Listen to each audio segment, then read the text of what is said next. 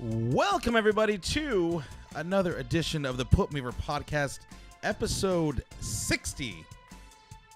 I am your host, Andrew Gomez. I have a fucked up voice today, but we're going to get through it, guys. I am Andrew Gomez, a.k.a. The Mez, joined today by my lovely, wonderful, beautiful co-host. To my left, we have the 10th wonder of the world, Richard Garcia himself. What is going on, everyone? Happy 60th episode, everyone. I meant to say Dicklicious myself, but you guys have listened long enough. You know who I am by now. Y'all know how it goes. And joining us, the Pinoy powerhouse himself, Byron Pagdalao. Welcome back, boys. How's it feel to be back in LA? It's nice, obviously. We're gone for a few days in beautiful Las Vegas, Nevada. We were in town for the All Elite Wrestling show. First ever. We watched history, basically. That's insane. Dude, we'll get into all the shenanigans that went down. But first, let me give it up to our sponsors, LaPalia.com.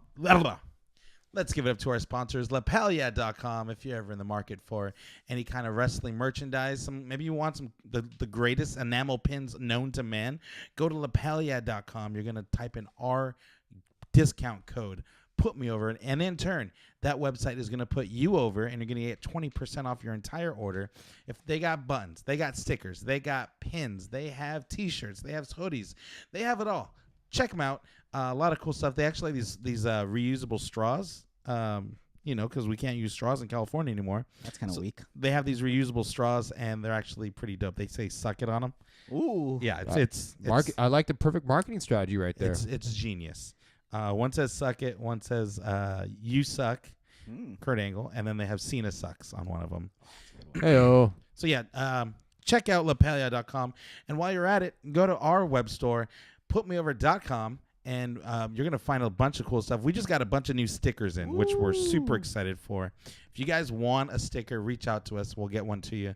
You might need to send us a self-addressed stamp envelope to get that to happen, but we will get that out to you. But we got our own shirts, we got our own stickers, we got our own tote bags, iPhone cases, you name it. We might have it. If we don't, let us know and we'll make it. That's how we roll. We also have a promo code FLACCID for 15% off your entire order there. Is my voice gonna get worse or no? I think it'll get better. It'll get better progressively. I gotta warm it up a little bit. Yeah, that's all. This is just a warm up, bud. I hope you guys it's not shredding your earlobes as we're talking. But with that said, let's get into the news. Let's get into some Dick's Dirty News. Take it away, Dick. Well, this has been a historical week for wrestling as far as AEW goes, having their Double or Nothing show drawn out to massive success, and even more news was with the Talk is Jericho podcast when he had Jon Moxley on. Oh yeah, did you guys hear listen to that? Because it seems to be, it is going everywhere. Everyone has an opinion on the podcast and on what Jon Moxley had to say. Did you guys even take a listen to it? I haven't took a listen. What was the gist of what he was saying? I got to listen to it. If you guys didn't know, he is now All Elite. He made a special, he made a grand entrance at the end of the Double or Nothing pay-per-view to a huge pop, probably the loudest pop of the night. But he did go on the Jericho podcast, and this is probably one of the better interviews that we've had since CM Punk went off on his little thing. A lot of insights. One thing that I did take away from it is the fact that he's basically saying all the things that we all kind of knew, as far as like the way that Vince is booking the shows and how he's so out of touch. It's basically confirmed here. Wow. I mean, that's kind of a cheap shot, though. Like, I don't like when people do that after the fact. Like, after you leave the company and you just talk shit and then join the competitor. If anything, I think it draws a lot more attention to WWE. You're not going to win that fight. So, like, I just think they should just leave it be. You know what I mean? Well, I don't think it was more so of him trying to look for a fight, but rather you understand where his frustrations have been the few months before he left the company. Like Drew said, it confirmed what we all thought. If you were put in that position, you had all these ideas, and believe me, throughout his tenure in WWE, he had a lot of ideas on how to improve the Dean Ambrose character, but only to be shut down from pretty much from everyone. And then on top of that, you have people who have no idea who you are or how your mind works as a character. They're writing your stuff in, and it makes no sense at all. Yeah, Vince was very like all like the like. Remember we used to rag on Dean Ambrose for the hot dog bullshit that he used to do. And, like, that was all Vince. Like Dean Ambrose would be like, you know what, I think we should do something better. This is kind of lame. I don't want my character to be like this. And then Vince would just be like, oh no, it's gonna be great. They're gonna love you. Just stuff like that where he literally had no creative control over any. Like he would try to pitch stuff that like, hey, you know what, I'm getting back from my injury. How about I come back and I do this or I do that? And Vince's like, no, we're just gonna announce it like nothing. That's crazy. Just I things gotta like hear that. it. Yeah, I think you'll have a different tone. Yeah, I want to see once you hear it, because, like I said, he's just Vince. I don't like bagging on Vince. You know, he's done a lot for wrestling, but he's been doing it for a long time, and he doesn't have the same drive that like a Dean Ambrose, who loves wrestling, that will watch wrestling anytime, to old matches, new matches.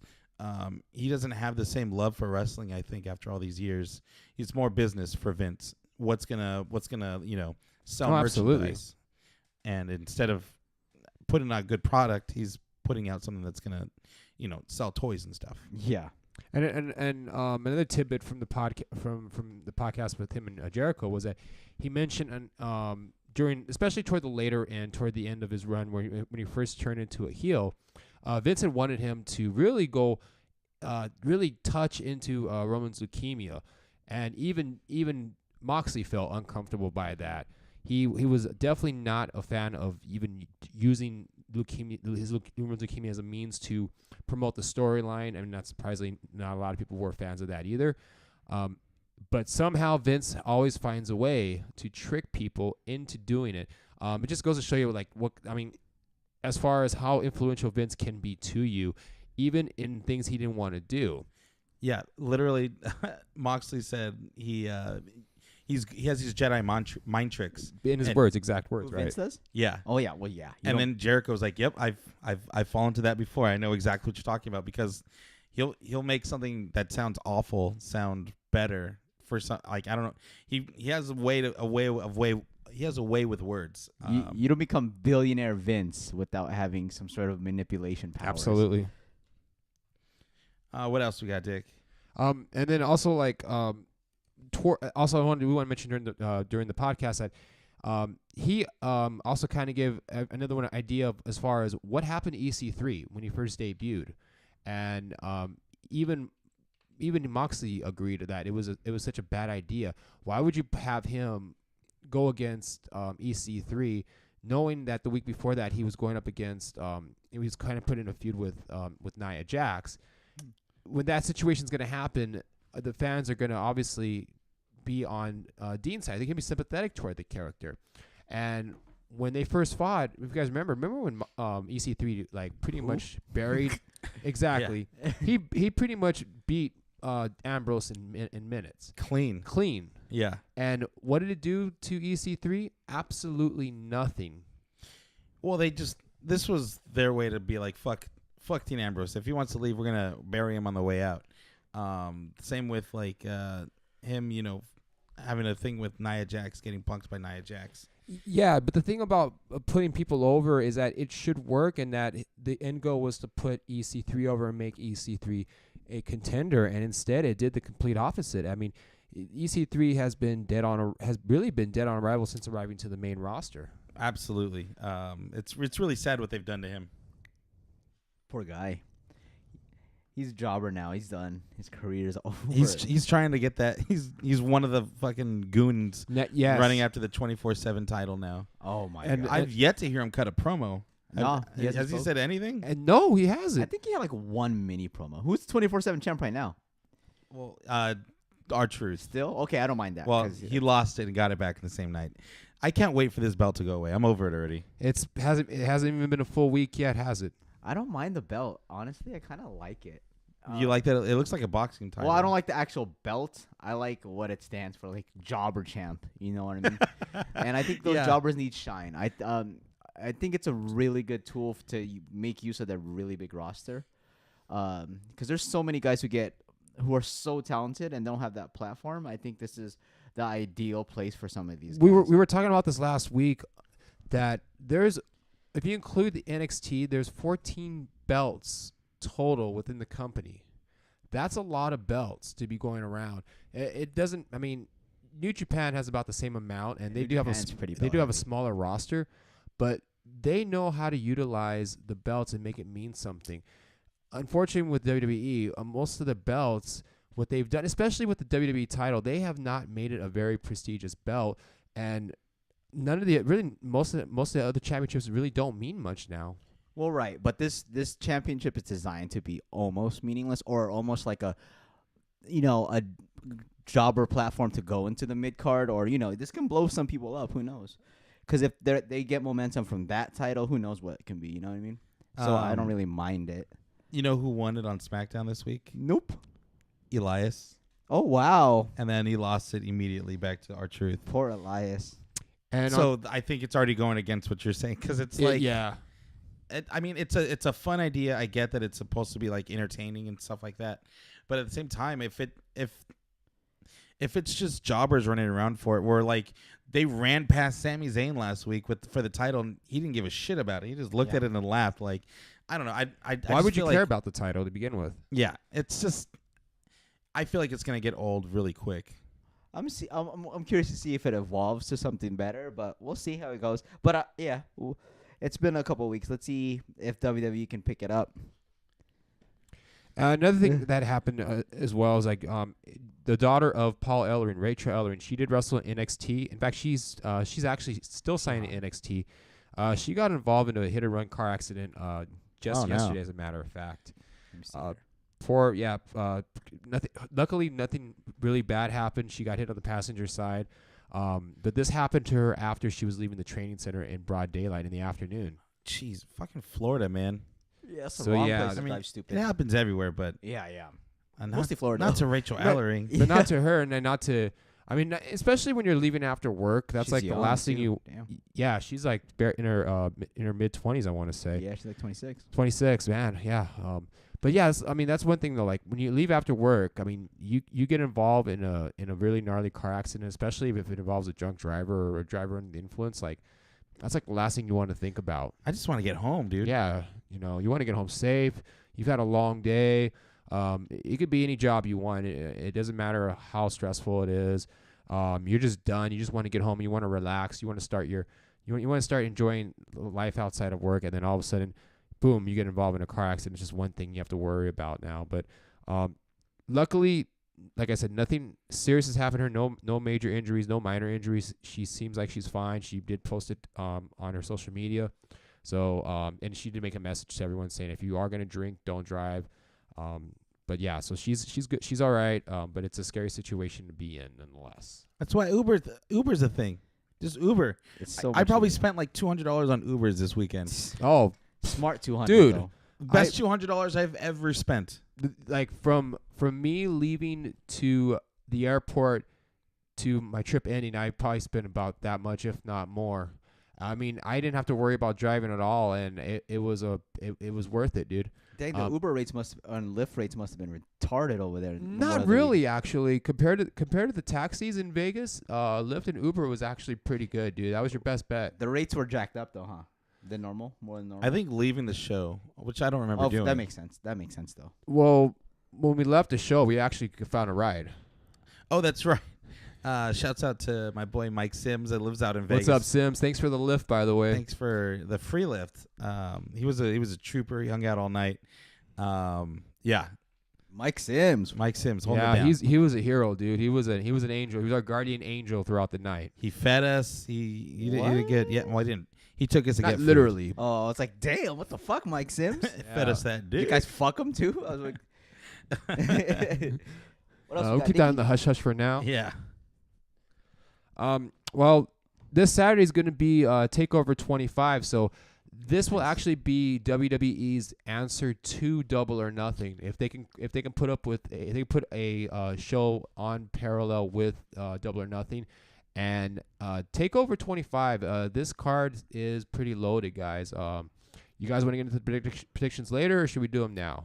We'll get into it later. We Do it still later. have a Yeah. little bit to talk about. So, and that's going to be coming up this Saturday. And this is actually going to be the first takeover in a while where it's not piggybacking off of any of the big 4 pay-per-views. It's exciting stuff, actually. I'm pretty pumped for that. So this is actually a pretty big week in wrestling.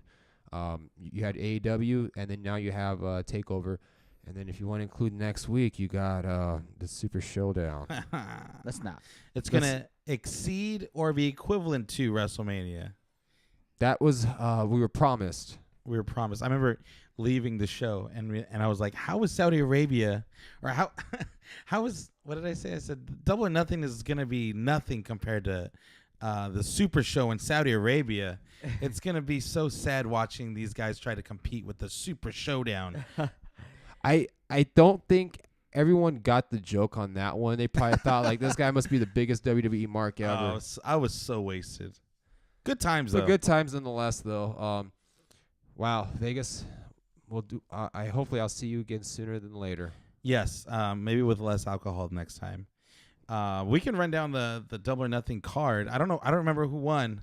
We had a little thing going on, predictions, but I forget who did it. Well, we could just talk about match of the night. Who do you guys think had the match of the night? I only saw 2 matches. Out of those 2, I think. Out of those 2, which one? Which well, ones no, did you see? I saw the Dustin Rhodes match. That was really fucking Oh, good. yeah. Emotionally, it had great storytelling, like we talked about earlier.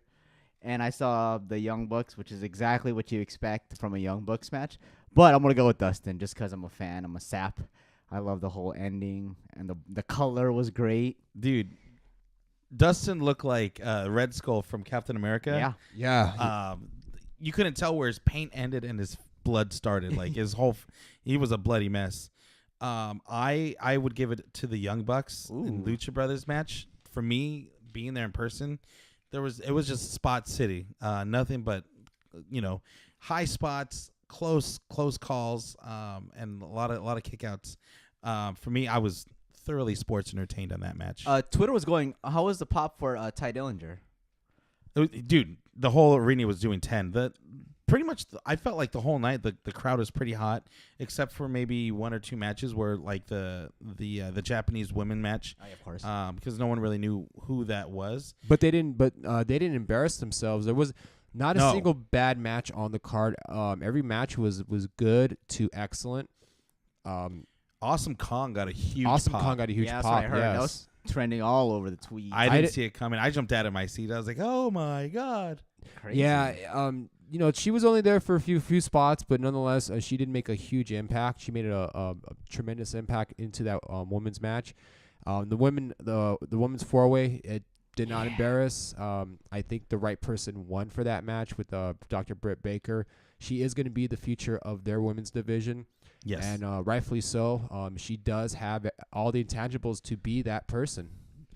I like Kylie Ray. I think Kylie Ray is going to be right there with her. And you could always turn her heel, and You can't turn her heel. She's not Kylie Ray, Britt Baker. Britt Baker, yeah, you could. I think for you sure. can, and then have Kylie be the chaser. She could chase for that belt. For sure. I could see that happening. How was the Omega match? I was curious. I haven't seen it yet either.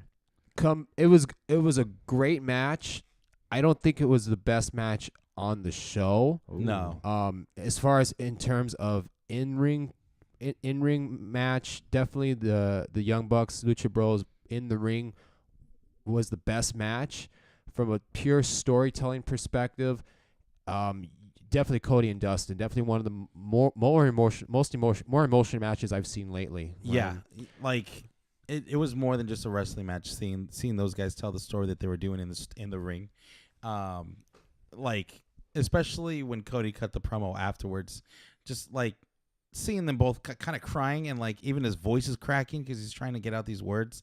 It's the little things like that make a big difference on an audience member that's trying to watch a show.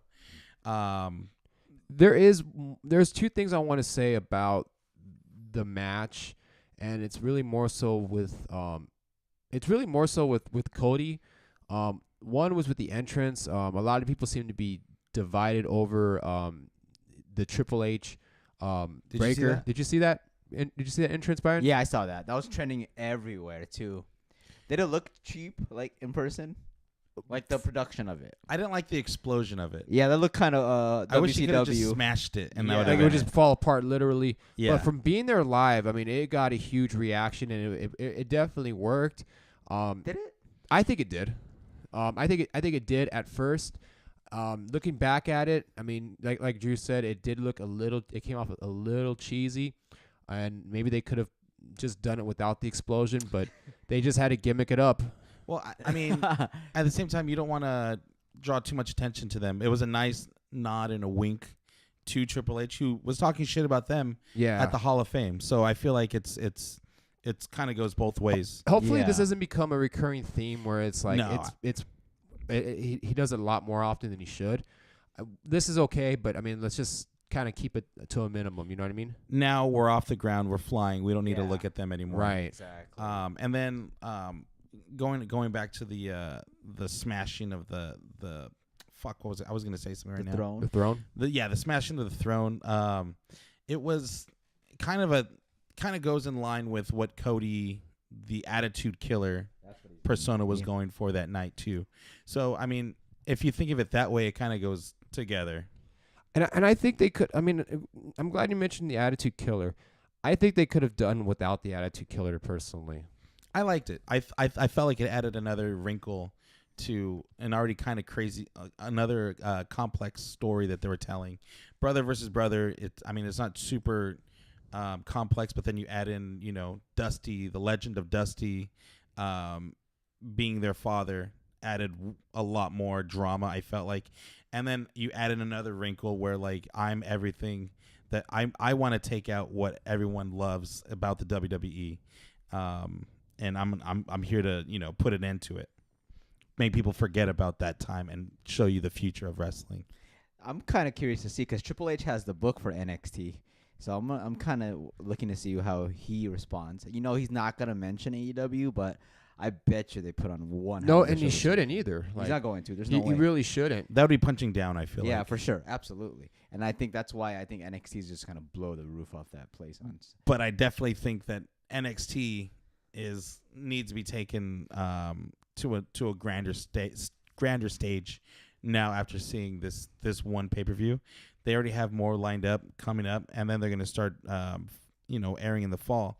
I think NXT needs to be taken more seriously, especially with the call-ups, because it sucks. Everyone jokes about how people from NXT get called up and then they're just immediately jobbed out and forgotten about. I feel like if WWE is going to succeed, they need to build them up the correct way and then bring them in the correct way and then keep them at the same stable. Dude, we haven't seen Aleister Black since WrestleMania. Yeah, It's a fucking bummer. How do you fuck up Aleister Black? They found ways. They found a way to fuck up Bailey. Aleister Black is like the most easy money I've ever seen. It dude. prints itself, dude. Yeah, I'm like shit. Do you think he's gonna? Do you think when he debuts, re-debuts, you think he's gonna re-debut as a babyface, or is he gonna actually go heel? Honestly, who fucking knows, right? I can't even tell. I can see him as just a tweener, dude. I think that's the best place for him to be. Blurring the line. I think that's the best place for him to be. He's been cutting promos, talking about how he just wants to fight, and I think he'd be a great tweener, especially like, dude, have him fuck up Shane McMahon and just put an end to all this nonsense that they're doing with him. Or probably what they end up doing is having him side with Shane. No, don't do that. Don't do that. No, it's gonna be Shane, Elias, Aleister Black, and Drew McIntyre taking on Roman Reigns by himself. And then Matt Riddle comes in and that's how he debuts. Oh shit! Don't book this. Don't do this. Nope. But I do want to go back to the Attitude Killer. Like, I think that is a bit over. Me personally, I think it's overkill. They could have done without, him being again anti-Attitude Era. Even though I don't think he really is anti-Attitude Era, I think they could have just done with that. They had everything right. They had everything perfect to tell the perfect storyline. And my headphones are falling apart. But I mean, that's just me. Like I said, I think the less you use, I like the less is more approach. I think maybe there was a little bit too much they used, but other than that, the storytelling was amazing. The ending was phenomenal. It took a page right out of their father's promo back in the mid '90s in WCW. I don't know if you guys remember that promo where Dusty had asked Dustin to be his tag team partner for I forgot who they're feuding against. I think it was against The Dungeon of Doom. no, it wasn't the Dungeon of Doom. I think it was Colonel Parker and his like bozos. Oh, okay. I don't want to call Terry Funk a bozo or Arn Anderson a bozo because they're not. Terry Funk will kick my ass even at 70. Oh yeah. But I kind of sound like Terry Funk. you kind of just don't do a moonsault off a ladder, dude. I can't do it. No. But yeah, it was that promo where like he told his son like, I'll back you up. All I'm asking for is a hug and a kiss. And when Dusty said it, like he was about ready to break down, and the two embraced. Yeah, I saw someone did a mashup of those two promos together, and yeah, it definitely got me in the feels for sure. Another thing that we forgot to mention, Bret Hart was on this show. Yes. Oh, that's insane. That got a giant pop as well. And he debuted the new AEW title, which is pretty damn nice. It looks nice. It looks a little New Japanish. It does. It does. Like a more blinged out version. But I love the belt. What do you guys? It looks like an actual championship belt. Something you want, not these toys that WWE's hawking. Like it looks like a credible, legitimate world championship belt, and definitely not like a class ring or a fruit roll-up belt. Yes. Definitely beats. I mean, it definitely beats both their world titles. I would say. Not better than the 24/7 title, though. Yeah. That's unmatched, guys. Come on. More like 724. But, yeah, I mean, this is how you want a world title to look. You want it to look like it means something. It has value. And they hit it right off the bat. I'm not sure if you guys are familiar with this, but Bret Hart was not going to be the original person to introduce the belt. Oh, no, I didn't know that. Yeah, it was supposed to be Ric Flair. Really? But Dusty Rhodes, maybe? Well, I mean, if he was still around, yes, I would say so. But Flair couldn't make it out to Vegas. He was going to do a roast out there, but then whatever plans he had, they had to cancel because he did have the surgery he had about a week ago. And it wasn't enough time for him to recover to make it out to Vegas in time. So in lieu of Ric Flair, they got Bret Hart. That's a pretty good come up. It's a good number 2. Yeah. Ric Flair would have been dope, but I mean, I'll take Bret Hart any day of the week. I'll take Bret Hart. Yeah, I mean, as a backup to present your world belt. Yeah. I mean, who else can you? Who else other than maybe a few others that I don't think would ever do it? I can't even think of someone like big enough that has the balls enough to do it. The Great Muta. Just kidding. Imagine that would have been weird. Muta would be cool. Is he alive? He's still alive, going. Right? Yeah. It wouldn't have got the same reaction. But I don't think it would have got the same reaction, though. I mean, a lot of people would be cool with it. They know who he is, but he wouldn't have as much of an impact in North America as, say, someone like a Bret Hart or Ric Flair. We're running low on guys. Yeah. Exactly. Macho Man would have been a fucking great one, or even Roddy Piper. But I'm not saying that because we have them on our right. team. You're not just staring at you're not just staring at your logos. Speaking of the AEW champion, the winner of the Battle Royal, who ended up to be Hangman Page, is going to be taking on the winner of Jericho and Omega. So a future match is going to be Adam Page versus Chris Jericho. What do you guys think about that? For the title? For the title. For the inaugural. That's the first title match? Yes. Yes. Yeah. I'd rather have... they're both big stars, but I think Kenny should have been part of that first time match. You know what I mean? Well, I think it's gonna. I get where they're going with it, though. They're getting Adam Page on that superstar level. They're trying to book him to that skyrocket, So yeah, but they're putting the rocket on his back, and who better to put him over than Jericho? I think he's gonna beat Jericho in the first match. I don't know. I don't think so. Really? I don't think they would want to do that yet. I think you want to build Hangman. You're right. To actually. as much as he can, because he's not quite well known yet, and he's got a lot of room to improve and a lot of room to show that he can be the main guy. I think the chase is in him just holding out and him eventually being the champion. You go with Jericho. I mean, if you can go with Kenny, by all means, go with Kenny. But out of the two, I would definitely go with Jericho, have Jericho hold the belt, and have him be the champion where everyone wants to chase him, especially Kenny. You can have Kenny chase the belt and have him eventually win it. Or if you want to do Hangman, you can do that as well.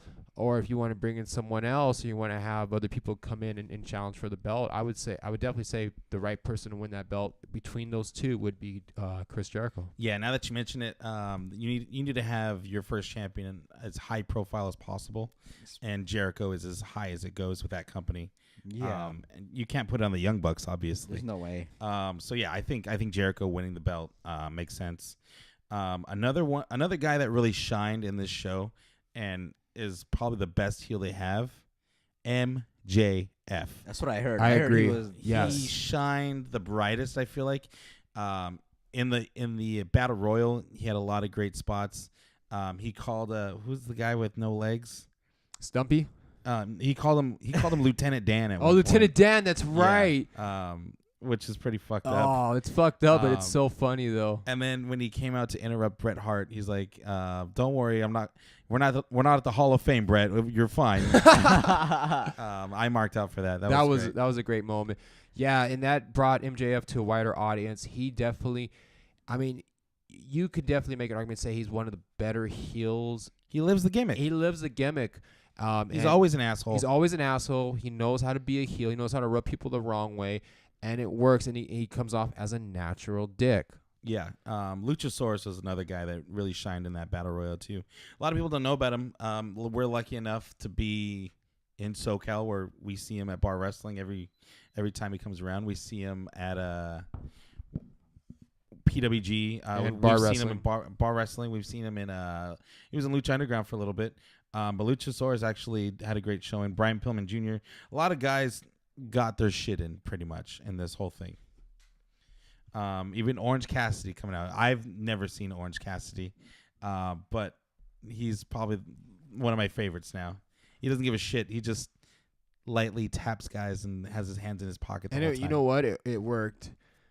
It works for him. Yeah. Another thing I do want to mention though, real quick, is the introduction of Super Smash Bros.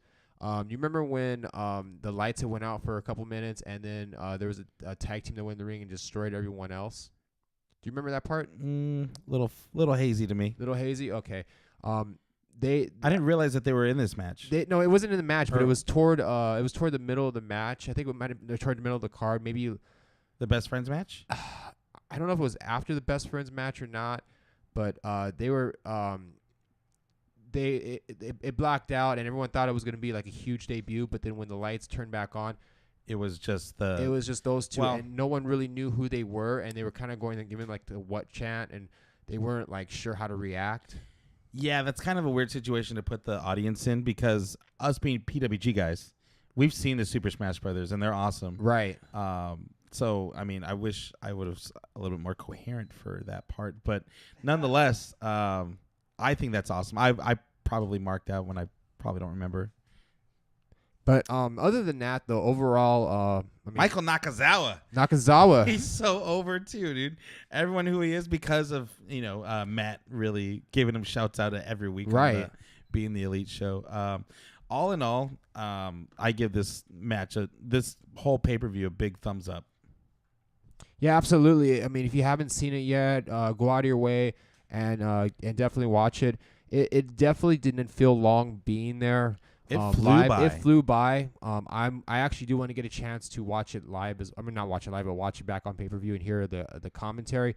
From a lot of people have been saying, it just seems like Excalibur was on point. If you've never heard Excalibur before, this is a great opportunity to hear him. He's actually a very solid commentator.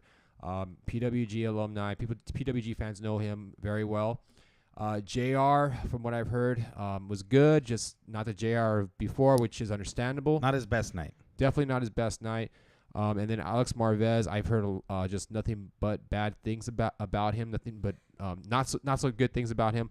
But it's his first show. So. I heard he didn't really add much to the commentary other than like what Renee Young does. Right. And I mean, on the one hand, you could say that's the weakness of a 3-man commentary team. Yeah. But at the same time, it's probably just him also being very inexperienced and not knowing how to react when it comes to calling wrestling matches. I'm going to give him the benefit of the doubt, and if they do have him do it again for the next show, then we'll see if he's improved or if he's still the same, and hopefully we'll go from there. Yeah, I think Vince, I think they're all shook right now, because that was as good of a debut as you can have. Coming, trying to, that was as good of a. Fuck, what was the point I was trying to make? Right now? That was as good of a debut as you could ask for. For a new faction or a new company. Yeah. For a new promotion and a new pay-per-view. As impressive as AEW was, WWE, their response on Raw let's and get SmackDown, especially on Raw, was just gasful. It was terrible. The first match did not happen until well into the second hour. The first hour of Raw consisted of promo after promo after promo. I felt like the Brock Lesnar promo in the beginning was never going to end. I feel like they went on for way too long. He turned the Money in the Bank briefcase into a boombox, and that was funny at first, but I feel like he was dancing for like 20 minutes. Like a little too much. He's definitely trying to make himself a meme even more. Yeah, I think he knows he's leaning into it. They even have like Brock Party merchandise. That's going to sell, though. Of course. Yeah. Absolutely. But for you to go, I actually counted. It was like 57 minutes before the first match. And then the first match that they have, that's going to be the big answer to what everyone's coming off of from Double or Nothing, is going to be Shane McMahon versus, what did you call him? Oh, Jobber Reigns? Jobber Reigns.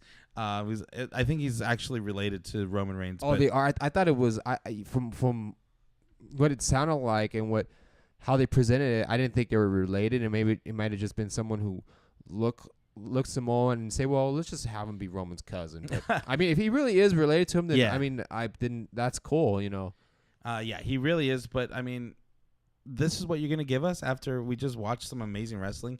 You're gonna waste an hour of your show on bullshit and nothing that matters.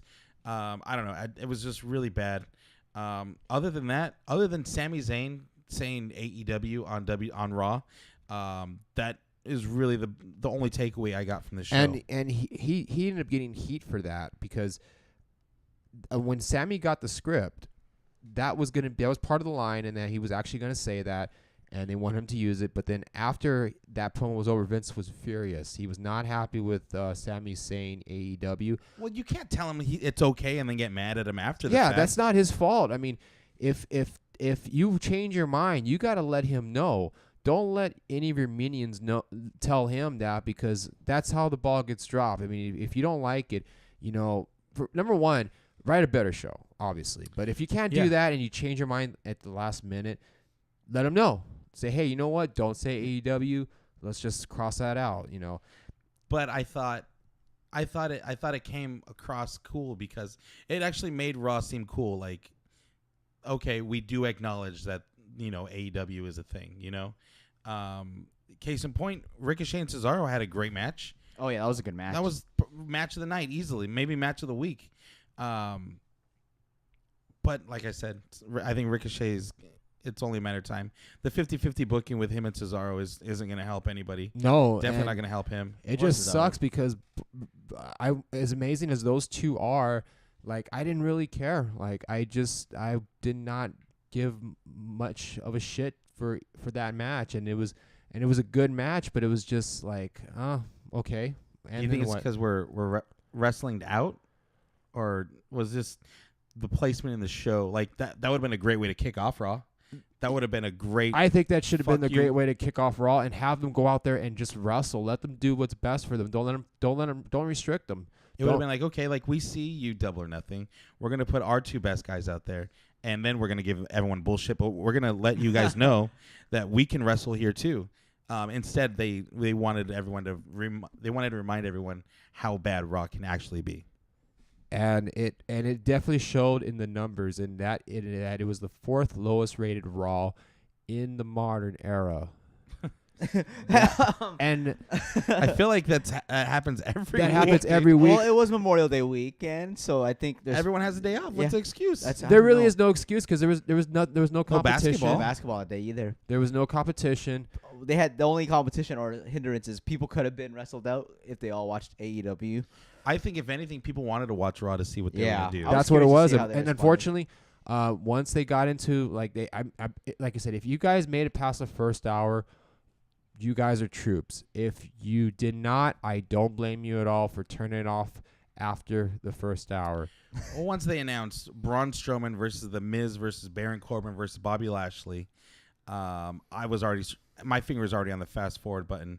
That match apparently was slated to be an elimination match, and then it ended up just being a one fall match. And then they try to cover it up after the fact, like, oh well, because Braun Strowman and Bobby Lashley aren't in the ring anymore, The Miz wins. Like, you can't just make up rules like that, dude. That's funny. That's Talk about that's changing the show on the fly. It's almost getting to the point where it's becoming like Nitro 2000 Nitro. Yeah, where it's just changing so the rules as they go. I mean, that era of Nitro had the NWO coming in and breaking up every single match. But they were also just changing the rules on the fly. It's not fun. It's not a fun show to watch. It's really not. Bray Wyatt had finally revealed that when he puts the mask on, he can be anything he wants to be. So that's another wrinkle in this story that they're telling with him. Hopefully they don't drop the ball. I can see it happening. That could be a really big character for them. I think it could change the game and his career. So absolutely. Hopefully they continue to progress with that character. This is an evolution of Bray Wyatt, the character. I love it. And I'm excited. Pseudo Undertaker, I guess. Yeah. And the fact that like he started off as like a cult leader. Yep. And now he has like this alternate persona that looks more evil than we knew he could be. And he's actually amassed a cult in a way, if you think about it, with having the kids brainwashed. Yeah. The saddest game of limbo ever. Seriously, dude. So see, we do watch the show, guys. We do praise the good stuff, man. It's just there's a lot. Few and very far between. In 3 hours, we have 2 good things to talk about. Yeah. It's sad. Should we continue to shit on the show and just? I'm just gonna say it right now. Baron Corbin won the main event, and he's gonna be the number 1 contender against Seth Rollins in blank country at Super Showdown. Are we allowed to say the country? Yeah, I mean we could say Fuck it, Saudi Arabia. I want to keep saying it just to remind people because they're trying to get people to forget that it's in Saudi Arabia. But not here on the Put Me Here podcast. We're gonna hold you accountable. We're not gonna do that shit. Yeah, the match that nobody asked for, the match that everyone was begging not to happen, is happening. And I you know how it's gonna end. Seth Rollins wins. It's a house show. Good guys all we win. Exactly. Go on, Dick. Sorry. I was gonna say we'll see how this plays in with the whole Lesnar cash in, and see whether or not if he actually even does cash in next Friday. Which, by the way, where in the rules does it say you have to announce who you're gonna go after? It has never happened before. That takes half the fun of it. That takes half the fun out of it. Just keep it a surprise. Keep it a secret. Build a drama in each match. It pisses me off that, like, one, they're teasing it all night. For the past 2 weeks, they've been teasing it for 6 hours that we're going to get this reveal that he's going to reveal who he's going to cash in after. He's just fuck with him the whole time, and he's fucking with us. God damn it. And it's working. Look at me. I'm working to shoot, brother. It's working because the champions are kind of like, okay, like the champions are playing his game. Oh, absolutely. And we're playing his game, and it's working. It's frustrating, and after a while, like, it's gonna get to the point where, like, okay, no one's gonna believe him. He's gonna cash in, and then finally he's gonna cash in. No way Brock's gonna show up every week on Raw. We already know that he's not gonna do that. So if he does, I'd be very surprised, and I don't think that would be a very good move on that part either. But one thing I've learned, it's all about the game and how you play it. Yes. Yep. With that being said, Sami Zayn and Seth Rollins had a match for some reason. Sami Zayn is awesome. He was literally given chicken shit and did the best he could with it. Apparently, those weren't plants; those were real people that they gave them lines. So, really? Yeah. So if they look like they were struggling to remember their lines, they were, because they were real people. Why would you give them the lines? Well, I guess in a way to prevent someone from actually asking a serious question. Which I have a feeling it's gonna slip, dude. I mean, if they do it again next week, which I don't think they would do that. But if they were to do that, I want to see someone go up there and just ask a legit question. Yeah, and that's why, like, when Sami Zayn kept saying, "You guys could have asked me anything," I was like, "He's not gonna mention AEW, is he?" And then he did it, and I popped. You got me. Sorry, guys. My voice is kind of falling off the wheels here. Kofi Kingston on SmackDown beats Kevin Owens clean. Good. So we're done with Kevin Owens in the main event picture, right? And we've moved on to Ziggler. Is that what's happening? I'm For good now. with that. Yeah. I'm down with it. Ziggler is going to take on Kofi at Super Showdown. They're gonna put on a show too. That's a good match. That's probably going to be match of the night. I hope so. I think they will. You know what's dope? I saw a video of Kofi visiting Ghana today for the first time, and he said in like 20 years, it's his first time back there as a champion. And they greeted him at the airport. Like, people were going crazy for Kofi. Is he there right now? He's there right now, Oh, yeah. shit. It made me feel good. Champion duties. Yeah, super champions welcome, and good for him. Something that the 24/7 title will not garner you. Unless you're Not at yet. 7-Eleven. Yeah. Oh, man. Other than that, SmackDown was it was a little bit better, but definitely not by much. Giving it for R-Truth, fending off all comers and staying the champ until he ran into the ring during Shane McMahon. There's another thing that's kind of pissed me off. Can we stop with Shane McMahon being the ultimate bad guy on both shows now? Yeah. I want to see fucking stories. I don't care about Shane McMahon. He's not a threat. He's not a threat. He's his putty patrol. I never saw him as a threat. I mean, we grew up with the Attitude Era, keep in mind, and for as long as we saw Shane back then, we always knew him as a pussy. Even back then, he wasn't a threat. He was never a threat to begin with, and now all of a sudden he's now a threat because he's probably bigger than most of the guys on the roster. He is. He really is, dude. He's swole. He too. is. Elena couldn't believe he was like flexing his bicep, and she's like, "That's fake." I was like, "No, it's probably real." No, he's a like, McMahon. He's fucking a He's a McMahon. McMahon. Yeah. He's a McMahon. Come on. I like how he said that. Okay. I mean, he may not be in tip-top shape compared to when he was during WrestleMania 32 per se, but he's still a big dude. Still on the roids. Yeah. Definitely, can't run the mile in a short time. Yeah. No, he cannot. He couldn't. He was huffing and puffing a minute into that match with Jobber Reigns. Yeah. Jobber Reigns is hilarious. Oh man, make that a T-shirt.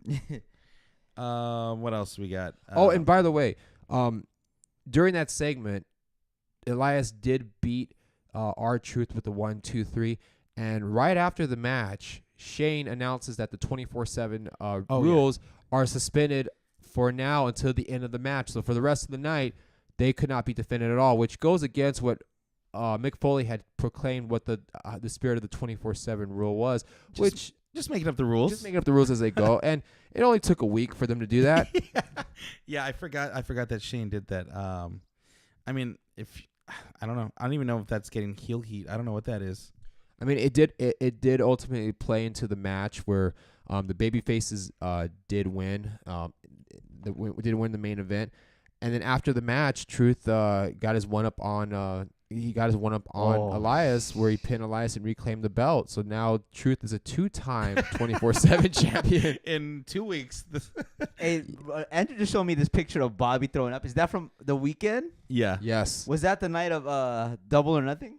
Double Dare or Nothing? No, that was the Sunday next night. Yeah. What? What did you guys do? Fuck WWE. Punk How Rock was Bowling. you guys went to Punk Rock? Well, these Yeah. guys did. How was the Vegas vibe the whole weekend? Seeing that everything was going on there. It wasn't as wild as I thought it was going to be. Really? It was wild, but I thought there was going to be, people coming out of the woodworks everywhere, A lot of punk rock kindness. At Punk and on Fremont Street, yeah. Oh shit. Yeah, I don't remember. I was so, believe me, guys, when I say I was so wasted, I was so wasted. Oh. I want to give a big shout out to Matt Zion, Nando, Sean, Steven. I feel like I'm forgetting people. Paulie made it all the way from London. He's part of the Dude Where's My Challenge YouTube channel. I want to give them a big thank you for hosting us and having us with them on Sunday. They had a big party over there. So thanks to the Reckless Eating guys for hosting me and getting me way too drunk. What the fuck did Bobby drink in that? That blame Punk Rock Bowling. Ask for him. Ask him that. Dude, that deposit on the hotel they must have took some shit. That shit. That wasn't our deposit. That. No, that was in our room. Shout out to Robert and Andreas as well. That was Shouts their out. room, and sorry about what happened with Bobby, but thanks for putting up with it. I like that we give everyone shouts out and then apologize immediately after. Yeah, shouts out to these guys. Sorry for slamming the door. Oh my God, Bobo. But Rest in peace, Bobby. yeah. Overall though, fun weekend. Maybe that'll be the picture for this week's episode. Yeah, that should be. Because that shit's yeah. hilarious. I'll have to clear with Bobby first. He's cleared. Bobby Crash. R.I.P. Bobby. Yeah, I know. Well, that should be his funeral pic. Yeah, for sure. Jeez. In the collage. Bailey and Lacey Evans actually had a good match on SmackDown. That might have been the match of the night on SmackDown. Let me ask you a question: who turned between Charlotte and I don't, Lacey? dude. I don't even know. I don't even know who's on what show anymore. Yeah, I can't Who tell. belongs where? Because this wild card. It's so stupid. It's fucking Wild dumb. card. Damn it. The only, I don't know. Like I like at the end of that match where Charlotte Charlotte turned on Lacey, or however you want to put it. I didn't really care. Like I just didn't know who. Like, why should I root for Lacey Evans to begin with? No, I'm And not rooting for her. I'm not rooting for Charlotte. Not rooting for 'cause Charlotte. She's just not. She's not ready to be cheered yet. I mean, she's perfect as being a heel. Lacey's too green right now to be really a baby face. What do you do with them? Like, I mean, you should really keep them separate, but Really should. I mean, I think the women's division's already lacking as it is. Do we know where Sasha Banks is at yet? she's No, where is she? still she posted that MIA. nice picture today, though. I saw that. She's on the beach. Yes. She's having fun. Damn. I do like what they're doing with Bailey. She's not, the shy, kind of meek person that's just happened to be there. She's definitely coming into her own. She's getting more confident, which it projects, and she's doing a really good job at showing us that you know Right. what, I'm the champ now, and I'm gonna defend it. I'm gonna do whatever I can. I'll outsmart you. I'm a better Bailey, pretty much. Do you think it's too little, too late, or maybe? No, Maybe I think people still like Bailey. I really do. No, she's gonna be back. She's back. But yeah, it's only a matter of time until, I don't know, Sasha Banks comes back or something, where they, take the focus off of her again. I think she needs to step up her game right now, especially with you have a similar character like Kylie Ray, who is a lot like her in many ways. Yeah. And she's incredible. She was incredibly over this weekend, and she has nothing but up value. She could climb up in value. Bailey, I mean, it really depends on how WWE books her. Hopefully they do this. Hopefully they do the smart thing and actually book her the way she should be booked. But let's see what happens though. Like hopefully this is a good turnaround for Bailey. I think it's on the way though, definitely. Especially after the title win, it seemed natural now. She's like comfortable in her own wrestling skin and her own character now. I think. Yeah, and I agree. I think Bailey's gonna be fine. One thing that I forgot to talk about earlier about the 24/7 title, it's open to men, women, on either brand, right? Yeah. Why is Carmella helping R-Truth when she should be trying to get the title herself? She's a good friend. Molly Holly. Come on, dude. It's a 24/7. It's supposed to be a free for all. Like, it shouldn't be. She should not be trying to help him. She should be. I'm waiting for her to try to screw him over. So I don't think they maybe thought it's about it coming. yet, and then when they do think about it, when Vince finally realizes it, he'll plan it on SmackDown. Because dude, if Carmella pins R-Truth, R-Truth, it was fun. It was fun. It was fun while it lasted. Let's get into the NXT show. Do we have anything else? No, I think we're it's good. That's all I want to say for rest Raw in and peace, Bobby. SmackDown. Yeah. Yeah. Shout out to Bobby RP. Nasty ass. Oh man, don't throw up in a bed. I think that looks nasty. That looks like Jägermeister. Oh, if you're drinking Jaeger still, god damn it, Bobby. Still. All right, let's get into this NXT 25 Takeover show. This match is gonna be, or this card looks stacked, and I think this is a great way for WWE to show people, hey, we have good wrestling too. Don't forget about NXT, guys, because don't pay attention to our main shows. Pay attention to this one. Let's start from the bottom to the top. I'll take it. Match goes. Okay, so opening match, what we're going to be talking about here is Matt Riddle versus Roderick Strong. Who do you got, Byron? I'll go Matt Riddle. You have to ride the wave. Yeah. Riddle. He had Matt Riddle did have his first pinfall defeat. Oh, but it wasn't in a one-on-one match. It was a tag match. Oh, but he ate the pin. He ate the pin. Yeah. That was last week. Yeah, That was that's right. last week. On That last week's fucking great NXT, match. which was a great match. And I think it's still too soon to have Riddle be beaten in a singles match. And as much as like Roderick Strong, you can't go wrong with Matt Riddle. You got to ride that wave exactly. Yeah, I'm also gonna go Matt Riddle on this because as much as we love Roderick Strong, Matt Riddle's on the ascent. Where Roderick Strong needs the Undisputed Era, I think. Yeah. To be, he's not that main eventer that we all see Matt Riddle to be. He's icy at best. Yeah. By the way, I don't know where this bruise came from. I have this giant bruise on my arm. I don't know where shit. it came from. Up next, we have Mystery bruises. the Velveteen Dream versus a returning Tyler Breeze to the NXT arena for the NXT North American Championship. Dick, who do you got winning this one? As much as I love seeing Tyler Breeze back in NXT, he's not going to win the championship. Not against Velveteen. You got to go with Velveteen on this one. Yes, I agree. Velveteen Dream is going to win, although this match is going to reintroduce Tyler Breeze and show the world that he can still put on quality matches. Dare I say, I mean, other than, God damn it, this card is so stacked. This could be one of the matches of the night. I think Tyler Breeze has something to prove, and he's going to remind everyone Absolutely. how great he is at this show. Yep. And I'm going to go with Breezango himself. Are you going with Tyler Breeze? Yeah, because I think this is I feel like this is a one and done. Yeah. No, you think? I think he's on his way to like, because there's so many people in both the big rosters. Why not be the star of NXT, right? They've been pushing.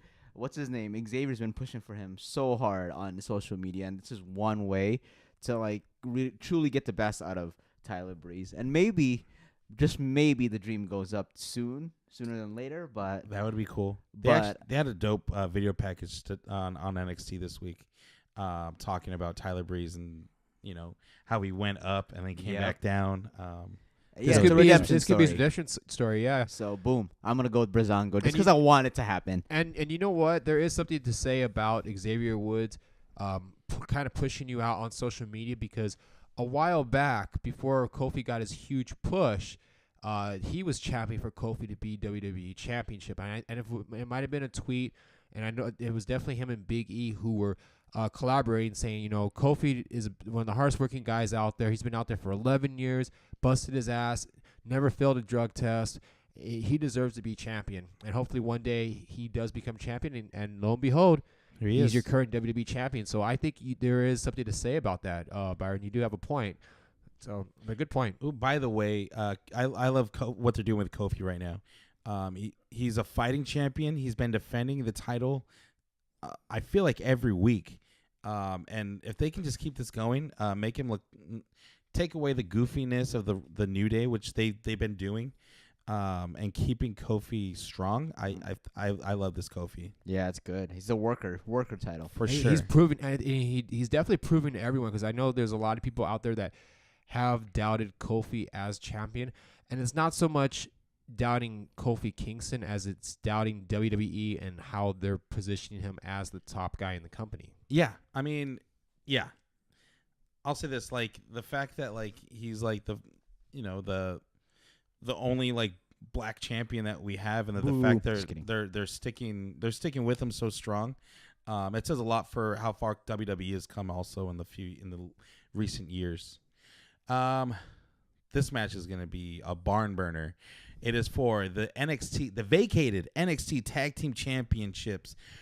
Orny Larkin and Danny Burch versus the Street Profits versus the Undisputed Era, Kyle O'Reilly and Bobby Fish versus the Forgotten Sons in a ladder match, a fatal 4-way ladder match. That's going to be fucking sick. It's going to be insane. Damn, I can't wait for this card now. Yeah, it's hyped. Saturday, boy.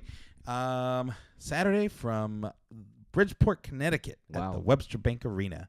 Wow. In this match, I'm between two teams right now.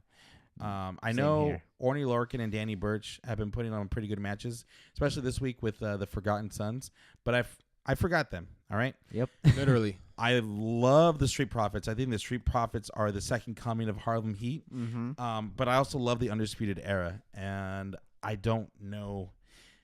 who's gonna win this. I want to see Kyle O'Reilly playing that guitar again. You know. That shit's the hardest entrance. But I think it's time that you give it to the Street Profits. I think the Street Profits are gonna win this one. I'll go next, right? Go for it. Yeah. I'm gonna go with Team Black too. I just feel If like Kofi can win, these guys can win. Exactly, and I think NXT needs the Street Profits. They're good everywhere. They're a complete tag team. A complete total package. So I think Lex Luger. it'd be good. Yeah. Rest in peace. Montez Ford. Montez still alive. is still alive, fool. Montez Ford is the complete package. He is the Booker T. He's by far. He's the Booker T. By far, like. But Stevie Ray was the shit too. No offense, Stevie. No, Stevie Ray's the power, dude. Yeah, He's a power, yeah. And that's Angelo Dawkins. Definitely. But Montez Ford has all the intangibles to be a main eventer, and I think this is going to be his first taste of gold in WWE. I think they are going to climb the ladder, and they're going to win the tag team championship. Wow. Yeah. That's a straight sweep for the profs. Yeah. All right, after that we have, for the NXT Women's Championship, Shayna Baszler versus Io Shirai. This one's kind of a crapshoot. That one's a weird one too. Shayna Baszler's been champ, I think, for a while. 90 years. She lost and then got it back like instantly. She's on NXT this week. She said all of Io's friends are all gone, but she's still got the other horsemen with her. And then Candice LeRae comes out and she's like, "Don't worry, I got your back, Io." I don't know who's gonna win this match. I'm gonna go on the challenger, Io Shirai. I think it's time for someone new because I forgot who the women's champ was for a while. Me too. Shit. That wasn't my turn, but go. No. Sorry. I guess I'll go. I'll go with the Chink. Just kidding. I'll go with the Io Shirai as well. It's okay. He could say that. I could. Yes. So shut up, people. I can't. Snowflakes. But yeah, Shirai's gonna go for the win. It's just time for new blood. And Shayna Baszler, she's been a good champion. I hate to say it because I'm not a fan of her, but she's done her job. It's time to move on, possibly. Maybe bigger and better. Maybe the 24/7 title. Yeah, knows? maybe. You never know. you never know. Shayna Mongol is the best. She's had a stranglehold. McMichael. She's had a stranglehold on the belt for about the past year and a half. And I think it is time for her to give up the belt, and what better person to win it than Io. So I'm gonna go with Io as well. All right, and then Damn. and yeah, we're all pretty much going the same way. There's only one difference, and that's Breezango. That could be your downfall or your win. We're gonna go downfall, but whatever. You take some risks. You never know. Actually, this one's gonna be kind of hard to call too. For the NXT Championship, Johnny Gargano versus Adam Cole, baby. I'll go first. Fuck it. Okay, Byron, you go first. I'll go with Adam Cole, Baby. because I just want to see him be the best in NXT. I think he can carry it. Gargano's, I swear to God, he's been in NXT since its inception. It seems like. So I think, come on, let's move you up, bud. 205's waiting for you, buddy. That 24/7 title's waiting for you, buddy. All the opportunities are there. Out of the two, I mean, with this match, will this match deliver in the same capacity or better than it did over WrestleMania weekend? Yes. Do you think that's a fair question to ask? Yes. What? That was a stip match, though, wasn't it? That was like 2 out of 3. Yeah. That was a 2 out of 3 falls match. Do you think it'll deliver? Do you think this match will deliver in that? Yes. Do you think it will? Easy. I think so. They're two of the best in the game. I think. Johnny is by far the best singles wrestler in WWE. Sans a couple other people, but AJ Styles would have something to say about that. Yes and yeah, but I mean, as far as like in the ring and what he's capable of, Johnny has been holding it down really ever since he got to NXT, and with this match, I mean, do you have him lose a championship after his first defense? Yes. Do you have him hold on to the belt, or do you have him maybe chase again and have Adam be the champion and have his turn to go? Who's another main eventer that can face off against the champion? The Dream. Once Adam Cole loses this match, if he does, Yeah. Who does Johnny fight now? I mean, Ciampa's not ready. He's not gonna be ready for a Nope. good while. Velveteen. Velveteen. You can put Velveteen in that. Well, if Yeah. Breezango beats him, That's what I'm saying. That's possible. Who do you got, Dick? This one's hard. This Yeah, one's one's really tough. hard. Probably the toughest of the night. This is going to be the toughest one of the night. I'm going to go with it's too early to take the belt off of Johnny, and I don't want to go against Adam Cole, but I got to go with Johnny on this one. I think it's too soon. I think personally they should have had Adam won the match and then have Johnny chase, cuz the money is in Johnny chasing the belt. Yeah. But they already have Johnny winning the belt and It's having also an entourage. having him lose to Adam Cole again and having Johnny chase Adam. I mean, you could still do that, but I think that's already been done with Johnny, like having him have his moment, you know what I mean? Yeah, I gotta go. I'm gonna go counter from you, Dick. I'm gonna go with Adam Cole on this one. Baby. Just because Gargano won the first one, Adam Cole can win this one, and they can extend this until maybe Ciampa's ready to come back, or there's another contender out there. Because I don't think there's another contender other than maybe Matt Riddle. Oh, Matt Riddle. That's right. Riddle's Matt, gonna- and he's face as fuck. Yeah. So Matt Riddle versus Adam Cole would be fun to That'd watch. be fun. You could do that down the road, Keith absolutely. Lee, maybe. I mean, we already Keith got Lee it as on well. NXT. Where the fuck is Keith Lee? I think he's hurt. Oh shit. He's injured. And then when he's ready to come back, Donovan Dijak as well. He's another. Oh yeah. So there's talent right now. Kushida. Kushida as Oh well. shit. So there's absolutely talent there. Actually, him and Gulak had a fucking great technical match on NXT this week. You guys should Damn. go out of your way to watch that. Gulak. I'll went check to it out NXT? after we're done. But let me ask you this though: like, let's say if Adam does win, Baby. what should be the third match? Should there be a stipulation, or do you just go regular pinfall match? Because the first match was a 2 out of 3 falls match. This Yeah. one's going to be a regular match. Like, how would you differentiate the third match though? Like, Well, depends who Iron wins. Man? Yeah. Iron Man match would be fun. I'd be cool with a that. Cage match would be fun. No holds barred. I'd be match. cool with an Iron Man match if. Oh, cage match. And you know what though? I could trust Johnny doing an Iron Man match. Yeah, and I mean, you got to remember the Undisputed Era is going to probably get involved in this match as well. That's why I think Adam Cole's going to win, and then maybe a cage match for the next one to make sure no outside interference, which there will be outside interference. And that's when you could re-debut Ciampa Ooh, yeah. I mean, if he's ready in time. Sounds like fun. I mean, I don't know how ready he is going to be because he definitely had a crazy injury. And you know what? If you want to do that, you can hold off on. You don't need to do a match right away for the takeover in Toronto for SummerSlam weekend. You can hold that off for at least Survivor Series, Yeah. if not maybe the Royal Rumble if you want to go that far. Yeah. Yeah.